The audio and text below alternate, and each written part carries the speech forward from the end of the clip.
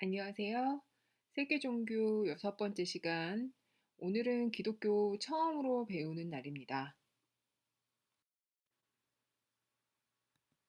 기독교가 영어로는 크리스찬이티이죠.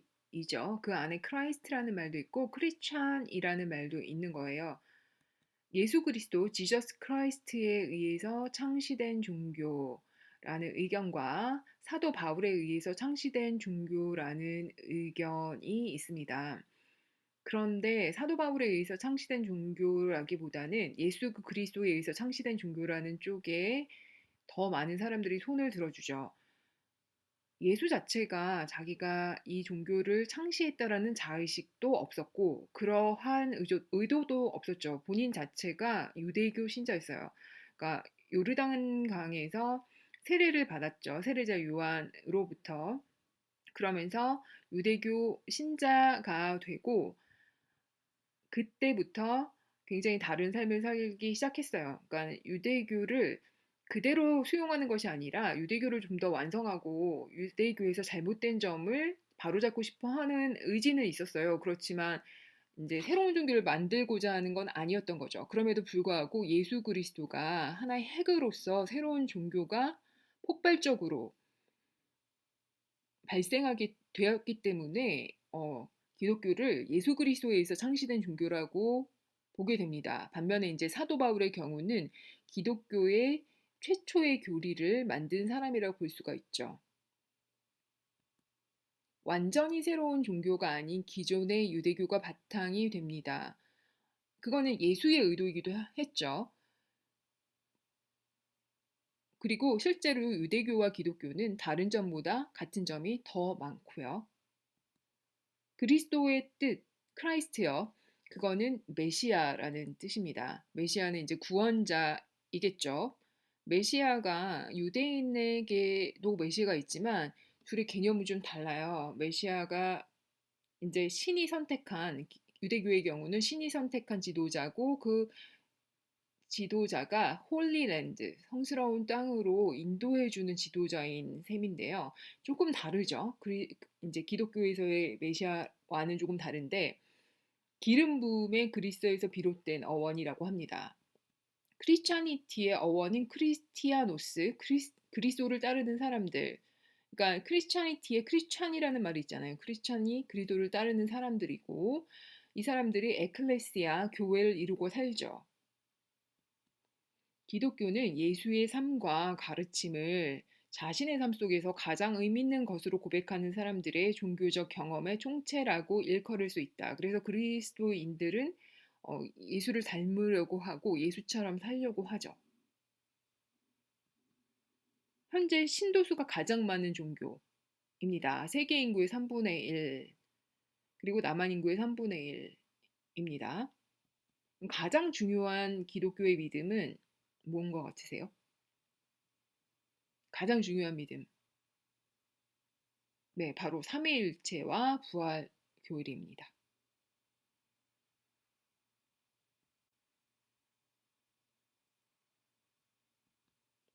예수는 예수에 관한 유대교적 관점으로 플라비우스 조세푸스의 유대 전쟁사 아피온 반박문 유대 고대사에 예수에 대한 기록이 있습니다. 그리고 예수에 관한 로마적 관점 플리니 그리고 타키투스가 쓴 연대기 이런 어떤 역사적인 기록이 있는데 예수는 확실히 역사적으로 평범한 사람은 아니었던 거죠. 사람들을 늘 몰고 다니고 사람들이 거기에서 지대한 영향을 받고 그리고 선한 영향력을 끼친 사람인 거는 분명했던 거예요. 그리고 사람들이 많은 경우 메시아로 여겼다. 뭐 이런 얘기들이 나와요. 대단한 카리스마를 가지고 사람들을 감흥시킨 사람이었던 거죠. 근데 사복음서에 이제 예수의 생애를 우리가 그걸 토대로 해서 예수가 어떤 사람이다를 보통은 알잖아요. 위에 나온 뭐 유대교적 관점, 로마적 관점의 어떤 역사서를 우리가 보지는 않잖아요. 사복음서를 통해서 알지만 이것은 어떤 예수 전기, 역사적 기록은 아니라는 거예요. 예수에 대한 믿음을 밝히는 신앙 고백서나 믿음을 다른 이에게 전한 신앙 해설서의 성격이다라고 이야기를 해요. 그래서 객관적인 역사적 자료로는 충분하지 못하다. 그러니까 어느 정도는 이제 역사의 바탕을 한 부분도 있겠지만 팩트 체크에 들어가게 되면 팩트가 아닐 확률도 높다라는 거죠. 기원전 4세기에 태어나신 분이에요. 팔레스타인 남부 유대 지방에서 탄생하셨고요. 우리가 팔레스타인 지역에서 왕국의 분열에서 북이스라엘과 남유다로 분열되었다는 얘기를 했었잖아요. 근데 이제 그때 남부 유다 지방에서 탄생을 하고 이 이야기는 마태랑 누가복음에 나온 이야기라고 합니다. 사복음서 중에서 두 군데에서 나왔고요.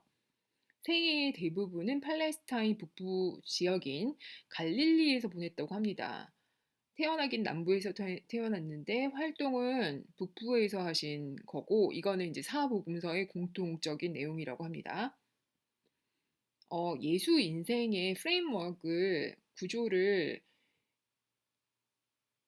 살펴보면 가장 중요한 사건이 예수의 세례 사건입니다. 물론 태어나고 어릴 때 어떤 식으로 자라왔고 하는 그 단순한 이야기들이 있지만 가장 중요한 어떤 획을 긋는 사건은 예수의 세례 사건. 이걸 통해서 좀 다른 존재로 되어 버린 거예요. 이 사람이 이제 유대교 세례를 받은 거긴 한데 이 사람의 존재가 변했죠. 세례 이후에. 그리고 나서는 40일간 금식을 하고 기도를 합니다. 이 동안에 악마로부터 유혹을 받았지만 그 유혹을 극복했다.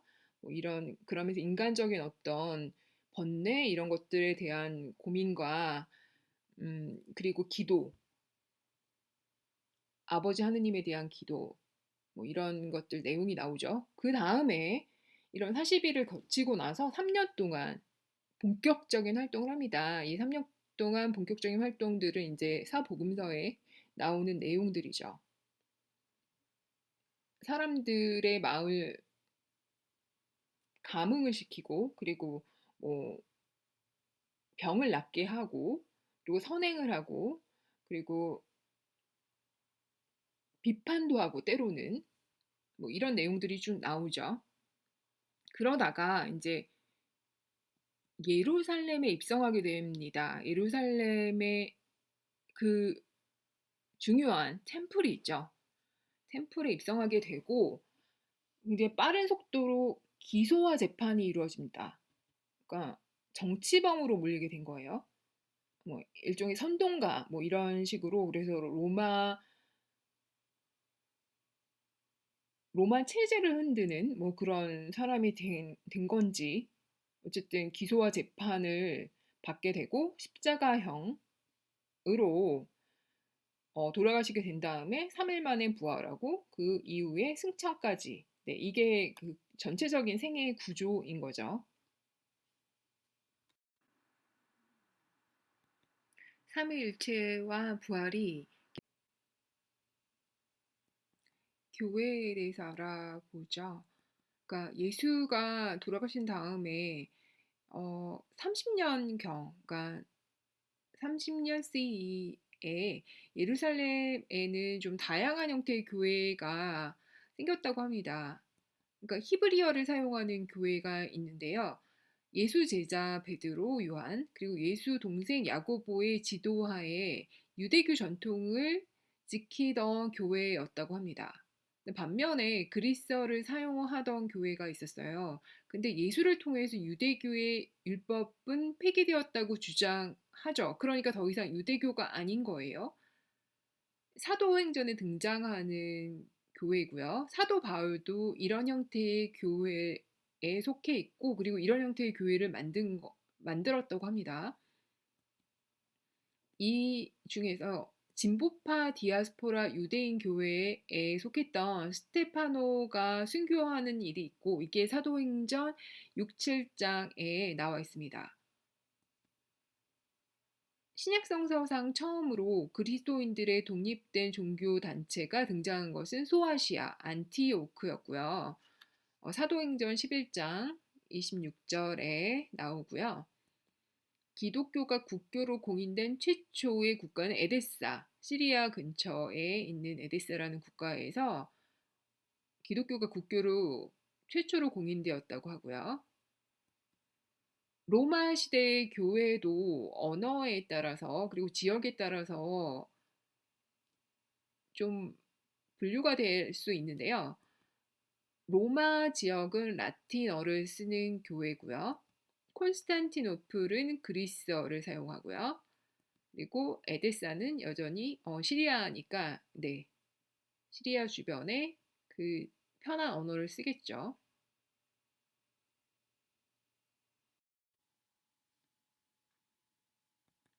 교회가 분열을 하기도 했는데요. 그 이전까지는 분열이라고 볼 수는 없지만 1054년 동방교회와 서방교회로 분열을 하게 되고요.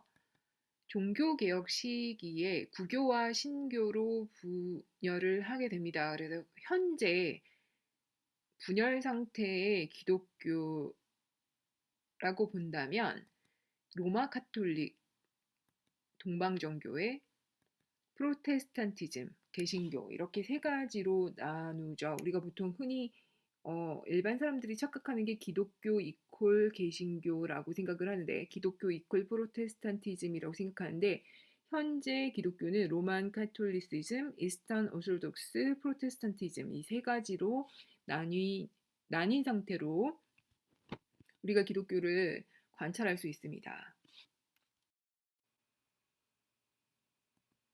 네, 이번에는 바울에 대해서 알아보도록 하겠습니다. 처음에는 그리스도인 박해 앞장서던 사람이었습니다. 터키 남단에 해당하는 다소 출신의 유대인 바리사이파의 지식인이었고요. 이름은 사울이었습니다. 그러다가 나중에 이름을 바꾸었는데요. 그러니까 이름을 바꾼다는 것은 정체성이 바뀐다라는 것으로 의미할 수도 있겠죠. 다마스커스로 그리스도인 박해 여행을 떠나던 중이었어요.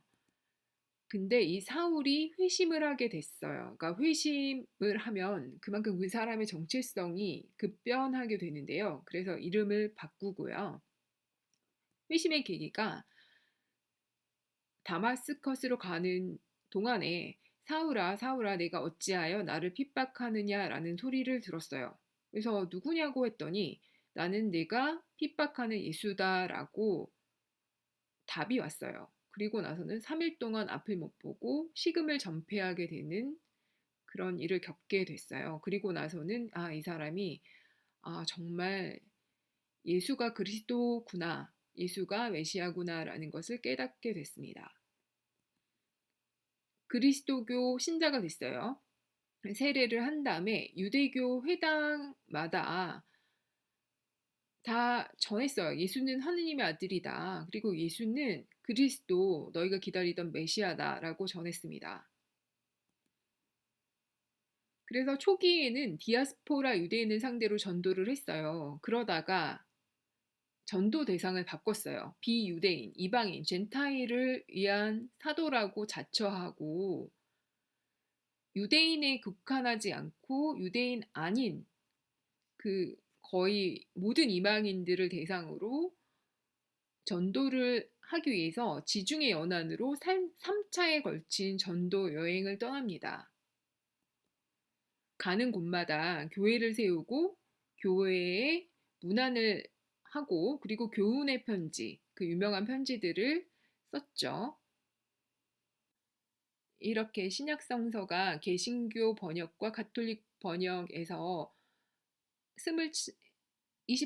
27 챕터가 있는데 복음서 이제 왼쪽부터 보면 복음서 마태복음 마테오, 그다음에 마가복음, 마르코, 누가, 요한 이렇게 네 가지. 그다음에 역사가 사도행전이 있고요. 그다음에 편지가 쭉 있잖아요. 1부터 20일까지. 근데 로마서, 고린도서, 갈라디아서 쭉 있으면서 13번까지가 바울이 쓴 거라고 여겨지고 14, 15 이렇게 해서 21번까지 또 편지예요. 다른 분들이 쓴 거.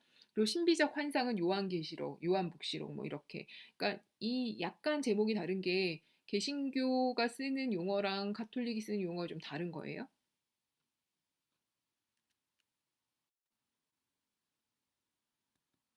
신약성서 최초는 바울의 편지들, 그러니까 기원 후 50년에서 60년 사이에 쓰여졌다고 하고요. 갈라디아서, 로마서는 바울의 신학이 체계적으로 기술된 책입니다. 그러니까 바울이 그리스어를 쓰는 사람이고 좀 철학적인 마인드가 갖춰진 사람입니다. 그래서 지제익이나 바디우가 로마서를 가지고 자기 철학을 하죠. 저도 사실 이 계열입니다. 로마서로 철학을 하는 계열이고요.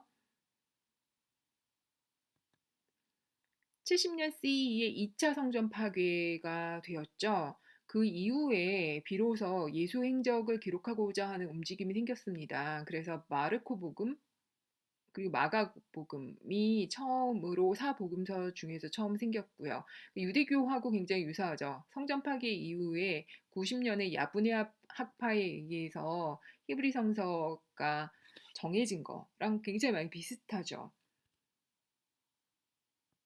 90년 CE 예수의 어록을 모은 것으로 가상되는 큐 자료에서 나온 것을 마르코 복음에 추가한 마테오 복음과 루카 복음 이 90년에 또 지어졌고요.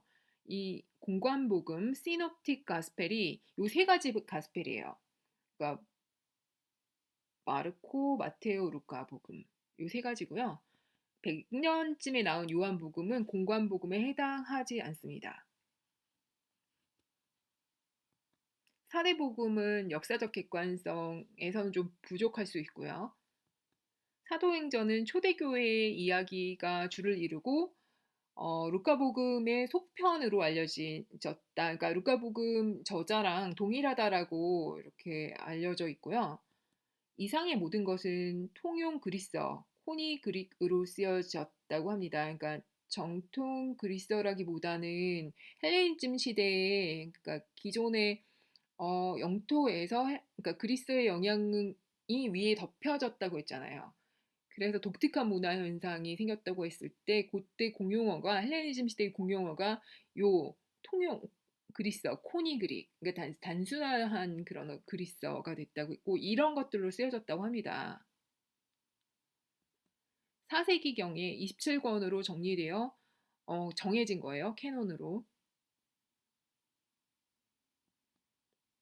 5, 6세기까지 공동서신은 별로 인정받지 못하고 히브리서, 야고보서, 요한계시록은 심지어 16세기까지 이게 정말 캐논에 넣어줘야 되나 하면서 논란이 있었던 것들입니다.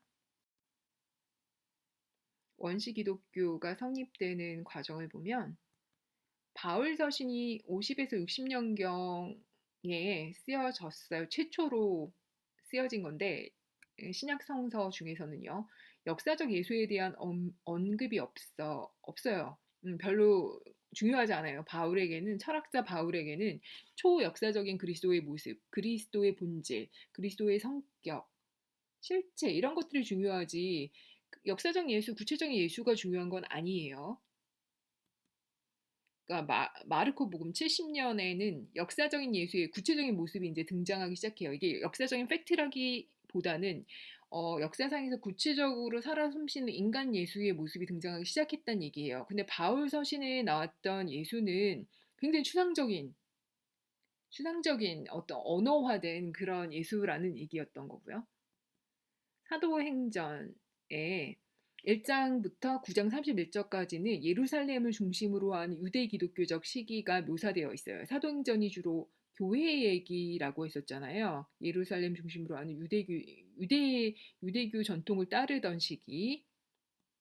9장 32절부터 15장 35절까지는 유대 기독교로부터 이방인 기독교로 넘어가는 과도기. 그러니까 이 이방인이라는 단어가 젠타일인데 그러니까 유대 민족에 국한하는 종교가 아니라는 거예요. 점점 넘어가는 거예요. 유대인과 그 유대인 아닌 젠타일들과 이렇게 섞여 있는 그런 교회의 모습. 13장부터 28장까지는 사도 바울의 이방인에 대한 종교 활동. 그러니까 사도 바울의 어떤 이게 하나의 비전인 거죠. 그러니까 유대인이 국한하고 싶지 않은 거예요. 그러기 위해서 전략이 있었죠. 바울은 기독교를 헬라화시켰어요. 이게 바로 그의 전략이에요. 그러니까 이게 유대민족에만 국한하지 않고 언어를 일단 그리스어를 썼고 이 헬레니즘 시대에 헬레니즘 그 공간에 음 기독교를 헬라화시킨 거예요. 그러니까 결국 인제 유대교를 헬라화시킨 거라고 볼 수가 있는 거죠. 그래서 헬레니즘 세계의 여러 가지 철학 사상에 대응하여 기독교를 이론한 거예요. 여기서 중요한 게 이론인데 철학적 이론이거든요. 그러니까 철학이라는 건 지난번에도 얘기했지만 그 그리스의 독특한 사고방식이라고 했잖아요. 모든 사람이 아주 자연스럽게 철학이 되는 건 아니거든요. 철학이라는 거는 훈련이 되어야 가능한 사상일 수가 있어요. 그러니까 보편적 사고, 객관적 사고, 총체적 사고를 할 수 있는 건데 그렇기 때문에 보편 종교가 될 수 있는 거거든요. 철학에 대응을 시켰다라고 하면 그 종교가 그냥 이렇게 어떤 좁은 범위에 국한되는 게 아니라 보편적으로 이해시킬 수 있는 거죠. 그게 바로 이론이고요. 그래서 기독교는 유대교의 종말론적 종파로 출발을 했지만 유대교의 가르침을 보편화시켜서 세계 종교를 만든 것이에요. 그래서 바울이 기독교의 창립자라고 말하기도 한다라는 거죠.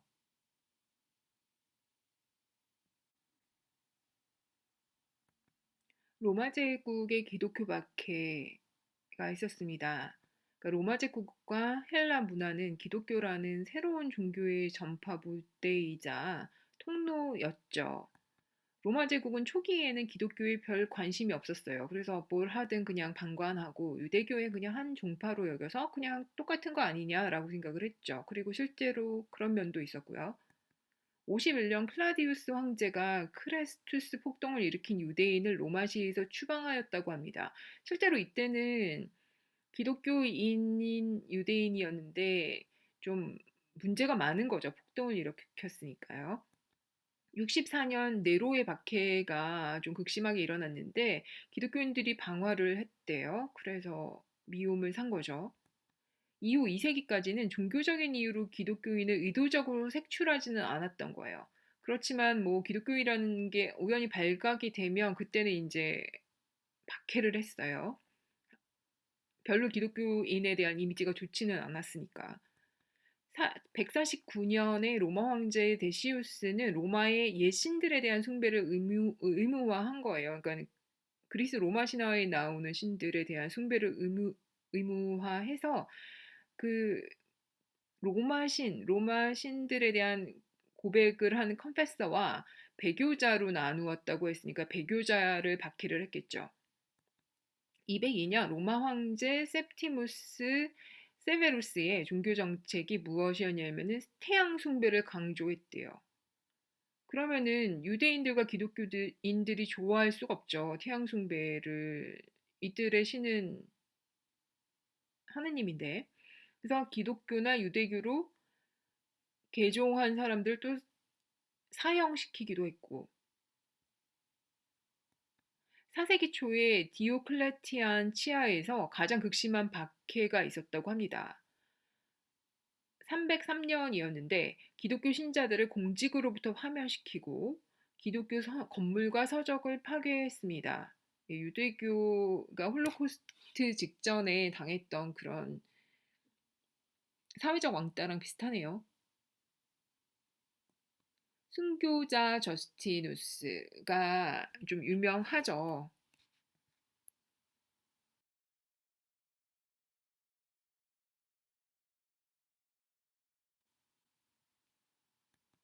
박해를 받았지만 시간이 흐르고 나서는 기독교가 공인되기도 하였습니다.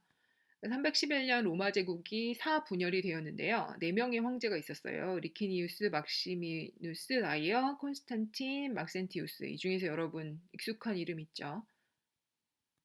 콘스탄틴은 리키니우스와 밀란에서 동맹을 맺었습니다. 313년이고요. 밀란 칙령을 발표했어요. 313년에 이 내용은 무엇이었냐면은 기독교에 대한 탄압을 중지하고 교회 묘지 재산을 다시 돌려준다. 공식적으로 기독교에 대한 박해는 이제 그만한다였습니다. 그러니까 콘스탄틴의 어머니, 뭐 부인 다 기독교 신자였고요. 콘스탄틴이 4명 중에서 유일한 황제가 되었습니다. 새로운 로마의 건설을 위해서 수도를 콘스탄티노플로 천도를 했어요. 콘스탄티노플이 현재 어디죠? 네, 이스탄불이죠. 터키 이스탄불이 콘스탄티노플이에요. 그래서 그리고 나서 조금 있다가가 아니라 전에도 얘기했지만 분열이든 통합이든 통일이든 시간이 좀 걸린다고 했잖아요. 그러니까 단숨에 분열되는 게 아니라 이게 그 수십 년 동안에 콘스탄틴의 동로마 제국과 그리고 이민족들에 의한 서로마로 이렇게 점점 이제 분리가 되기 시작을 했죠. 동로마는 비잔틴 엠파이어, 그리고 서로마는 뭐 여러 가지 종족들에 의해서 점령을 당했습니다. 그래서 콘스탄틴의 동로마 제국은 그래도 오랫동안 존속이 되고 서로마 제국은 또 금세 멸망하게 됐는데,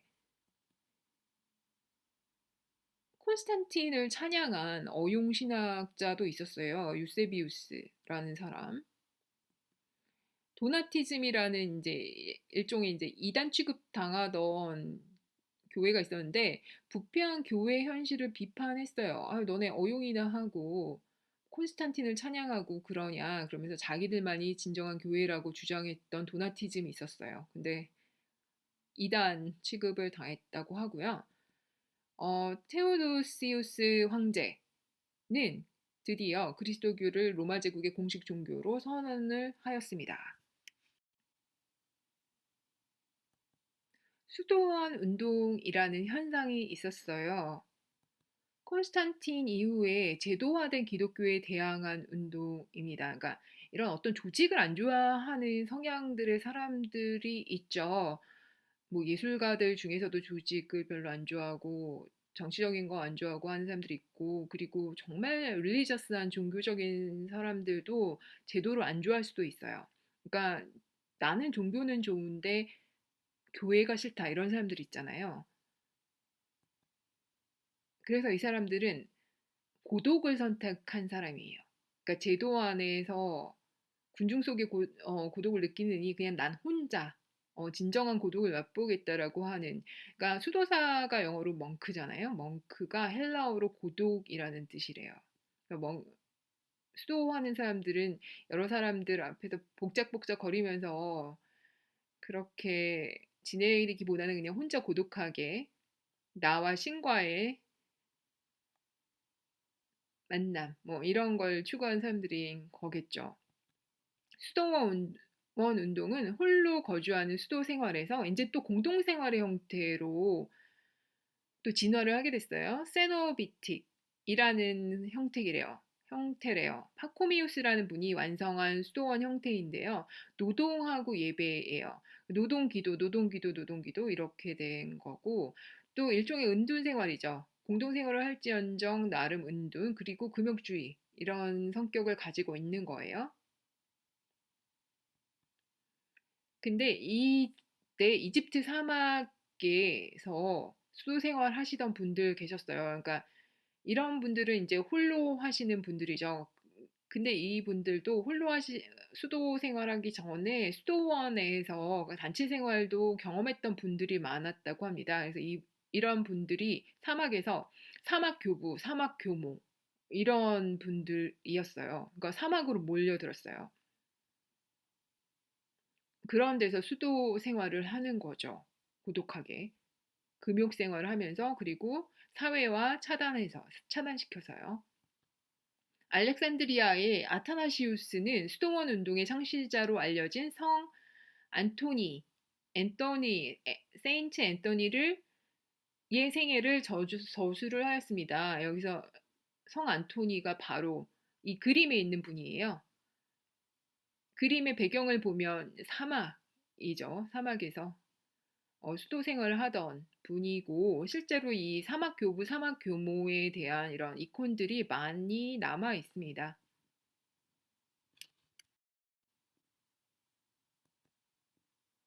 이단 헤레시 중에서 대표적으로 영지주의자들이 있었죠. 그노스티시즘. 영지주의는 페르시아, 이집트 등 지중해 연안에서 발생한 사상입니다. 지식 그노시스가 특별히 구별된 신비스러운 지식입니다. 지식이 여러 가지가 있지만 이 경우는 좀 신비로운, 좀 특별한 지식인데요. 영지, 이러한 특별한 지식을 통해서 구원을 받을 수 있다라는 생각이 영지주의예요. 구원과 이 지식을 연결시키는 거예요. 내가 특별한 지식을 알고 있으면 나는 구원을 받을 수 있다.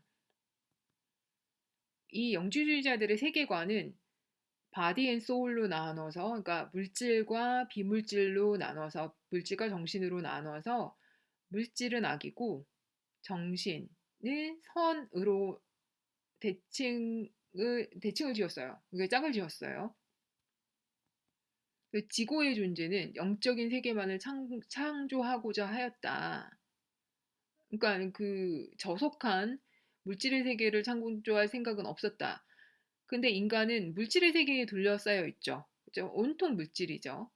그게 바로 악한 세력에 둘러싸여 있다라는 거예요, 인간은. 그래서 이 물질과 악을 극복하기 위한 유일한 방법은 비밀스러운 지식의 소유에 있다라고 믿었습니다. 그러니까 이들이 말한 구원은 아까 말했듯이 이 악한 세력, 물질의 세력에 둘러싸여 있는데 이걸 극복하는 게 바로 구원인 거죠. 그러기 위해서는 이 그노시스, 영지를 획득하면 가능하다는 거였죠. 근데 인간 안에는 하느님의 영원한 불꽃이 있는데 악한 힘에 의해서 지배당하는 동안 그것을 모른다. 그러니까 내 안에는 하느님의 불꽃이 있는데도 불구하고 신의 불꽃이 있는데도 악한 힘, 물질의 힘에 의해서 지배당하는 동안은 하느님을 모르는 거예요. 근데 하느님으로부터 구원자가 와서 우리에게 그 영지를 나누어 주면 우리 속에 있는 그 불꽃은 신과 다시 결합하고 이것으로 구원에 이르게 된다고 합니다. 근데 구원자가 와서 나누어 주네요. 우리는 스스로는 모르지만 우리 스스로 당하는 게 아니라 우리가 스스로 구원하는 게 아니라 구원자에 의해서 구원을 당하는 거네요. 근데 기독교적 영지주의는 예수가 영지의 선생이라는 거예요. 예수가 바로 그 영지를 전해주는 거예요. 그래서 영지주의가 기독교에 대해서 가장 위협적인 것이 되었던 것은 육체와 물질은 악한 것이기 때문에 그리스도는 육체를 가질 수 없다라고 했어요. 그러면 사람들이 본 예수는 뭐냐? 그거는 그냥 판타지다, 환영이다, 팬텀이다. 그래서 네가 본 예수는 바로 팬텀이다. 그게 도케스즘이에요. 왜냐하면 그리스도는 영주의 스승이고 신인데 육체를 가질 수가 없지. 네가 본 거는 그냥 팬텀일 뿐이다. 이것도 역시 이 도케시즘도 그렇고 영지주의도 그렇고 다 이단이죠. 네, 또 다른 이단의 대표격 마르시온주의입니다. 이 사람들도 역시 물질 세계에 대한 반감이 있었고요. 가시적인 물질 세계는 악하다.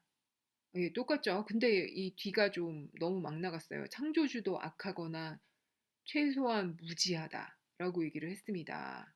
좀 많이 막 나갔네요. 그래서 성부 하느님은 구약의 하느님과 다른 존재이다. 여기서 구약의 하느님이 바로 창조주죠. 그러니까 성부 하느님은 창조주가 아니라는 거네요. 율법과 은혜를 대비한 바울의 가르침을 구약과 신약을 대비하는데 적용을 시킵니다. 그러니까 구약의 율법 위주라면 신약에서는 율법을 지킨다고 구원받을 수 없다. 신의 은혜가 더 중요하다. 하느님의 은혜가 더 중요하다라고 얘기한 부분에서 구약과 신약을 대비를 하는데 이것 비슷하게 어, 더 자기네들의 주장을 펼치는데요. 구약의 신은 율법의 신이고 그리고 잘못하면 막 혼내는 신이었잖아요. 신약의 신은 어, 사랑과 자비의 신인 거예요. 그러니까 죄를 지었어도 대신 자신이 사랑하기 때문에 자신이 대신 죄를 지고 죽음을 당했던 그런 사랑의 신이었잖아요. 막 화내고 혼내고 하는 신이 아니라. 그래서 예수가 가르친 신은 사랑의 신이므로 율법과 징벌의 신을 강조하는 구약은 폐기 처분해야 한다라고 했어요. 이 사람들은 구약이 그러니까 히브리 성서가 기독교에 얼씬하면 얼씬도 못하게 하고 싶었던 거예요. 왜냐면 그 구약에 계시는 성부 하느님도 아니고, 그리고 물질 세계를 창조한 악하거나 무지한 신이기 때문에, 마태복음에 복음에 따르면 예수가 율법을 폐하러 온 것이 아니라 완성하러 왔다고 하는데, 마태복음을 버리고 마태복음도 버리라는 거예요. 구약도 버리고, 바울의 서신 중에서 10개만, 13개 중에서 10개만, 그리고 누가복음과 사도행전만 가지고 그리스도 경전을 다시 만들어야 한다라고 주장을 합니다. 마르시오는 143년 교회에서 쫓겨나고 5세기경엔 아예 마르시온 주의는 사라지게 되고요. 그의 주장에 대한 반작용으로 구약이 그리스도교 경전에 오히려 확실하게 포함되었어요. 그러니까 이렇게 얘기를 하면 오히려 사람들이 더 얘기를 안 듣는 거예요. 그래서 구약을 넣자 넣자 하는 주장이 생긴 거죠. 네, 또 다른 이단 논쟁이 있었습니다. 그것을 싹 정리해 버린 게 니케아 공의회인데요. 콘스탄틴이 아리우스 논쟁을 해결하기 위해서 니케아 공의회를 소집했어요. 사람들 다 불러 모았어요. 신학자들. 325년이었고요. 아리우스라는 사람과 알렉산드리아의 감독 알렉산더랑, 그리고 장로였던 아리우스 사이에서 시작된 논쟁이었습니다. 아리우스 논쟁 아주 유명하죠. 어떤 질문을 던졌냐면, 이 논쟁에서는 하느님의 말씀, The Word of God가 하느님과 함께 영원한가라는 질문이었어요. 질문 되게 묘하죠. 하느님의 말씀이 하느님과 함께 영원한가라는 질문을 던졌어요. 아리우스의 대답은, 하느님의 말씀은 하느님이 아니야. 하느님의 피조물이야. 하느님 말씀은 그 중에서 최고야.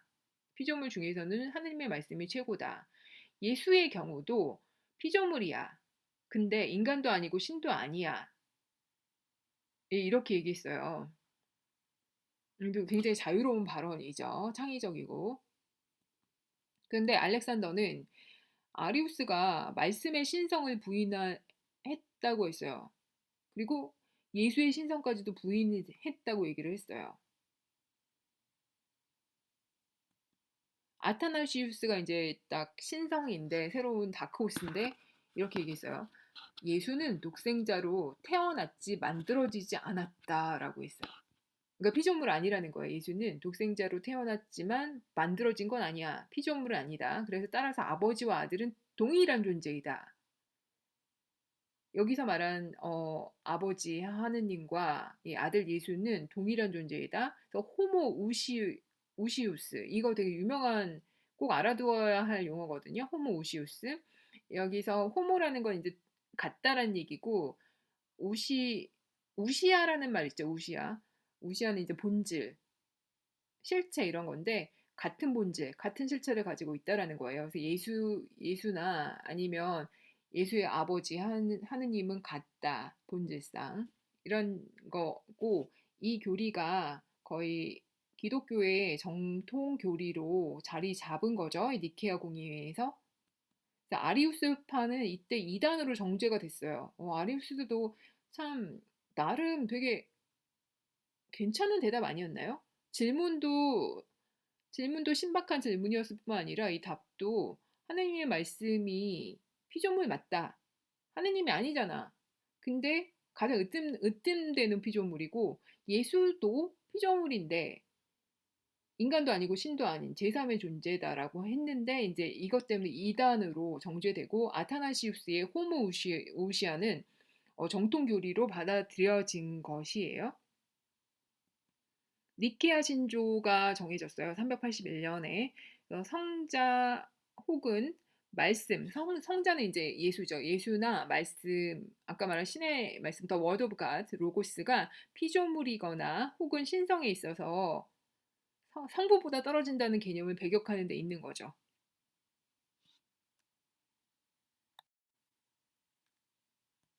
또 다른 공의회, 칼케돈 공의회거든요. 카운슬 오브 칼케돈, 451년 5세기인데요. 진정으로 신이면서 진정으로 인간이라는 양성론을 포함한 공식 교리를 확정하였습니다. 정말 신이고 정말 인간 동시에, 아까 아리우스는 신도 인간도 아닌 제3의 존재라고 얘기를 했죠. 이단으로 규정된 아리우스파도 나중에 굉장히 이거 매력적인 답변이었잖아요. 그래서 네스토리아라는 이름으로 동쪽으로 갔어요. 동쪽으로 나가 페르시아, 그리고 인도, 중국에까지 퍼졌어요. 그만큼 매력이 있는 거죠. 8세기 당나라의 경교라는 종교가 바로 이 아리우스의 종교고요. 신라에도 전파되었다고 하고요. 현재에도 있어요. 현재도 살아남아서 인도 남부 북서부에 존재하는 종교입니다. 이단이란 것이 교리적으로 열등하다거나 아니면 윤리적으로 비윤리적이라거나 하지 않다라는 걸 알 것 같습니다. 그래서 이 시기에 이단이다 정통이다라고 하는 판단은 결국 교회를 굳건하게 수호하기 위한 전략이 아니었나 이런 생각이 들거든요. 교부들, 처치 파더즈가 바로 교회를 굳건하게 만들던 신학자들이었죠. 그래서 클레멘트라는 분은 알렉산드리아 지역에 계셨고 이교도들에게 권면이란 책을 썼고요. 플라톤 철학을 원용하여 기독교 교리들을 설명하였습니다. 교부들은 네, 여러분 다 생각하시기에 그냥 플라톤주의자들이라고 생각을 하시면 되겠습니다. 아리스토텔레스의 경우는 이분들이 잘 모르셨을 거예요. 그 아리스토텔레스 철학에 관련해서는 제가 이슬람교 에 가서 그때 다시 설명을 드릴게요. 그리고 이그나티우스나 폴리캅이라는 분은 안티오크 지역에서 로마 제국의 기독교 박해 중에 순교하신 분들이에요. 그리고 성직자의 권위, 이단과 분열에 관한 대한 증오, 그리고 순교의 영광, 이런 것들에 대한 주제를 다루셨고요. 네, 이레나이우스는 리옹의 교부이신데요. 그리고 폴리캅의 제자이고요. 기독교의 정통성은 사도성에 있다라고 이야기를 했습니다. 그리고 이단을 반박함 이라는 글을 썼어요. 그러니까 이레나이우스도 종교 철학에서 유명하신 분이고요. 영지주의를 반박하셨습니다. 터툴리안은 알렉산드리아 지역에서 기독론과 삼위일체 논쟁을 다루던 신학자였습니다. 그래서 one substance and three persons라는 거, one God and three persons랑 같은 내용이죠. 예, 이런 것들 정통신학을 하시던 분이고요. 라틴 교부입니다. 라틴어를 쓰고 로마 지역, 로마와 가까운 지역, 여기는 알렉산드리아라고 했는데 라틴어를 쓴 교부라고 생각을 하시면 되죠. 오리겐도 역시 알렉산드리아 지역에서 활동을 하셨고요. 터툴리안의 제자고요. 신플라톤주의와 기독교를 접목시키려는 노력을 하였습니다. 그래서 저도 오리겐의 책을 좀 읽었습니다. 그리고 가장 많이 제가 공부한 교부는 그레고리오 브니사고요. 제가 생각하기에 천재이신 것 같아요. 그리고 그레고리오 브니사의 철학은 거의 근대 철학하고도 많이 비슷해요. 어거스틴은 원죄론, 자유의지론, 신정론 등 모든 거의 기독교 신학을 총망라하셨죠. 그리고 종교개혁 때는 프로테스탄트 신학에 영향을 주기도 했고요. 그리고 역시 이단 논쟁을 벌였었어요. 펠라기우스 논쟁. 그래서 펠라기우스가 수도사인데 어거스틴은 훨씬 더 높은 지위에 있는 성직자였죠. 그래서 여러 면에서 펠라기우스가 되게 불리한 입장이었고 펠라기우스의 주장을 만약에 여러분이 찾아보시면 쉽게 나올 거예요. 굉장히 설득력 있어요. 그러니까 어거스틴보다 오히려 더 설득력 있을 수도 있어요. 근데 펠라기우스는 이단으로 물렸죠. 그리고 설득력이 있는 만큼 더 많은 공격을 받을 수도 있었던 것 같고요. 여기 이렇게 나와 있는 교부들은 상당히 철학사에서나 아니면 신학사에서 중요하신 분들이고 정말 브레인들이세요. 그러니까 철학적으로도 그렇고 교회를 수호하는 데 교회의 그 교리를 이론화하는 데 천재적인 능력으로 예 가장 기독교와 철학을 접목시키는 네 그런 분들이셨죠. 네 오늘은 여기까지 강의를 하도록 하겠습니다.